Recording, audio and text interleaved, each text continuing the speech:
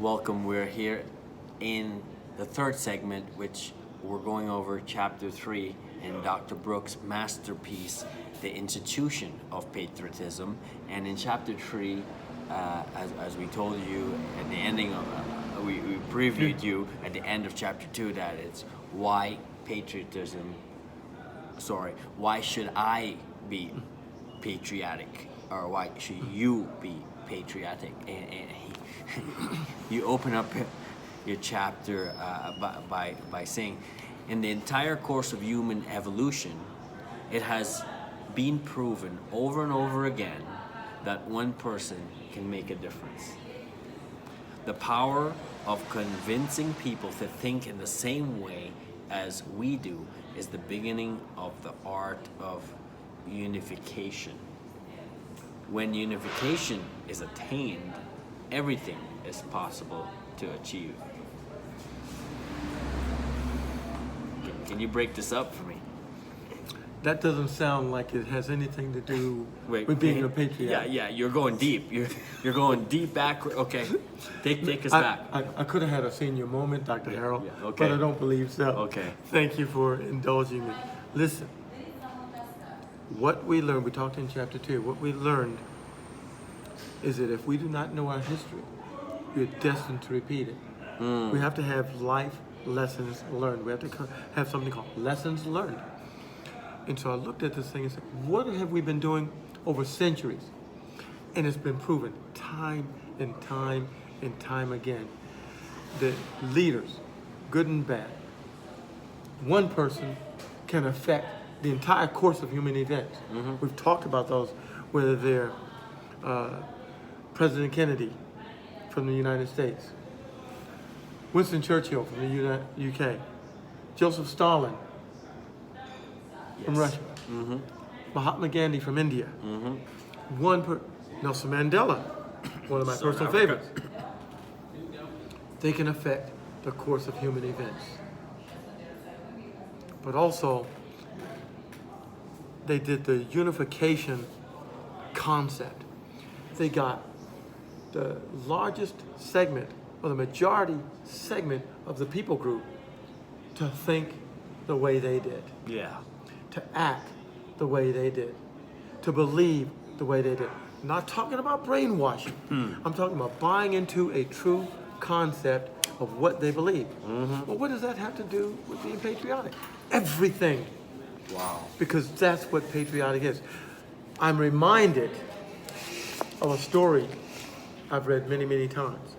It's a story of a people group, and they decided that they wanted to build a tower all the way to heaven. Oh, okay. And they're there. You may have heard the story. Yeah. And they're there, and they start building. And at this time, the earth was one language. Yes. Everybody understood the same language.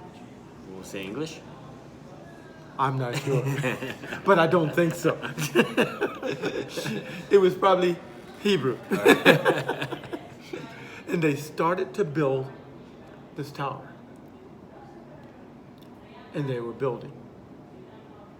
And they had goals. And they had objectives. And they built. And it got higher and higher and higher. And the Creator said, you know, these guys just might pull this off. We must go down and confound their language, one version says. That means I'm going to make them so they don't understand one another. Okay. And he did. And that's where languages came from. Yes. That's why some people speak Swahili, some people speak English, some people speak Portuguese, some people speak Spanish, some people speak French, and on and on and on. And even within those groups, in Chinese, there's many different dialects, even within that. Yes. And they found each other out that spoke the language that they could understand. And then the Creator said, I will scatter them to the othermost parts of the earth. That's how we got to where we are. The land masses were one part. They were all together. Look at your atlas. Look at your, and try to squeeze it. You'll find this could fit together as, quite neatly as a puzzle. But now, we have oceans in between. Patriotism, being patriotic, is being of one mind, one accord, not being a parrot, not being a robot, but understanding that we have a common goal, a common mission. When you send soldiers, when you send soldiers out to fight, they have one mission: to seek and destroy the enemy. And nothing shall deter them from that. When you send the postman out to deliver mail, is one mission: to get that package delivered to your doorstep. When you send the grocery guy out, he wants to make sure you're fed, not only for the day, but for the week or a month or whatever your shopping interval is. When we become patriotic, we want our nation to be preserved. We want our homeland to survive. And we are on one accord, not a parrot, not a robot, but we have the same mission. Dr. Harold and I have the same mission. Dr. Harold's mission, if I may be so presumptuous, is to get the word out in different formats of multimedia, of things that can help you grow, be prosperous, and do good. I have the same mission, but we do it in different ways. I may write, and he may have audio and video and all kinds of YouTube things, but it's the same mission. It doesn't mean we have to do it the same way to accomplish the goal. Would it not be a sad state of affairs, Dr. Harold, if you and I were exactly alike? We walked alike, we talked alike, we ate alike, we dressed alike. How boring. No. This piece of dirt called Earth, with its 3 billion people, or whatever the number happens to be, has those number of individuals. And my fingerprint is different than yours. My DNA is different than yours. But we all have the same thought. What's global warming? Dr. Bruce, what are you saying? What's that got to do with patriotism? Everything. Protection. You see, this takes on a whole new life. It's an institution. It's a way of life. It's like your personal trainer says to you, if you want to lose weight and maintain that weight loss, you must change the way you eat. You must change the way you exercise. In other words, you must change your life. It's now a new lifestyle.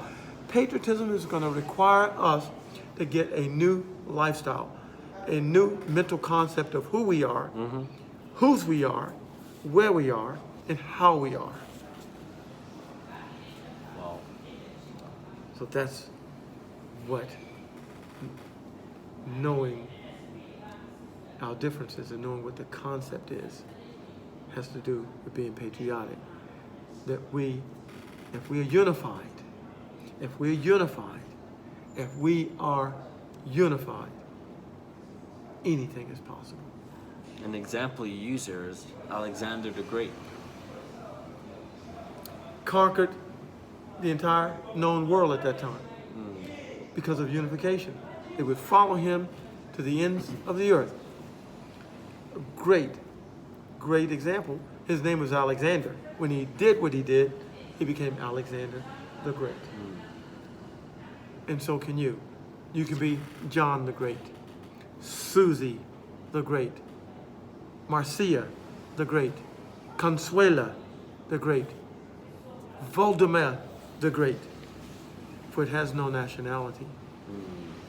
It has no pretense. Because everyone has greatness in them. Will you allow the greatness to come out of you? You also cover Adolf Hitler. You have to cover the good with the bad. If we're going to be honest with ourselves, Adolf Hitler is reported to have Jewish blood inside of him. Mm-hmm. So much so he hated it because he wanted to be Aryan 100%, and he could never be because one drop makes you one drop. But he came up with a purist concept, a purist race, and he got other people to buy into that. Yeah. And they were unified around that, so much so World War II was a result of that. Many, many lives were lost. One person, good or bad, can make a difference. Wow. That's just but one example. If we do not know our history, we're destined to repeat it. I expose the good and the bad Yeah. for everyone, for you to make your own decision about. I'm not going to tell you how to think. I will never tell you what to do. All I will do is give you the tools so that you can, after your own examination, after your own deliberation, make up your mind on what it is best for you,